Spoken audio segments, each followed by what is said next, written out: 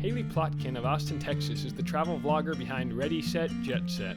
After years of plane travel, she stayed in-state this year to show a new side of her hometown and the best places to rove in Texas. Haley, you have been living locally this past year, exploring a big state, Texas, but we'll talk about the adventures that you've had and the places you found, these hidden gems in your state. I've been trying to go all over and use this time to really explore the state since I didn't really ever have that much time to do it before as a travel blogger. So I've been going to lots of state parks. I'm based in Austin, so I kind of started more in like the Texas Hill Country, and then I've been branching out more. Like I recently went out to Big Bend out west. I've got a trip planned for May to go up north to Palo Duro Canyon State, the second biggest canyon in the US, so I'm excited to do that. And I've been doing lots of like glamping stays because I think during the pandemic that's kind of like one of the best ways you can travel since it's really private. So it's been fun.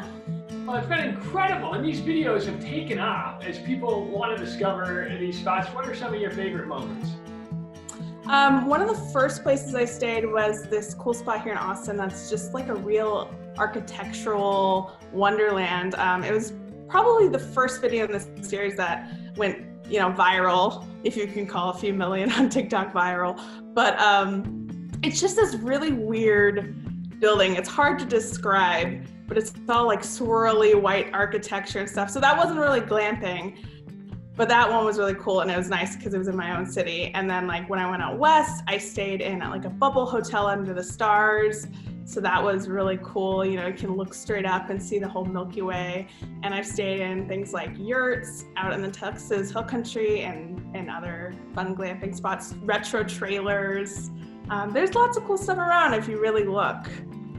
And how do you think this pandemic has encouraged people? Obviously, it's been staying home, few people going on flights, to kind of rediscover their neighborhoods and their places within driving. Before, a lot of people didn't ever think to travel locally because it's like, why would I look in my own backyard when I can fly to the Caribbean or I can fly to Europe?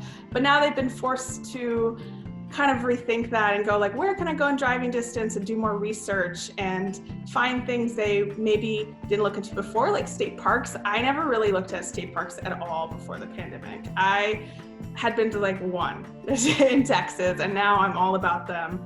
You can get a state park pass for your state and go explore all of them. You'd be surprised. Some of the state parks are like at national park level.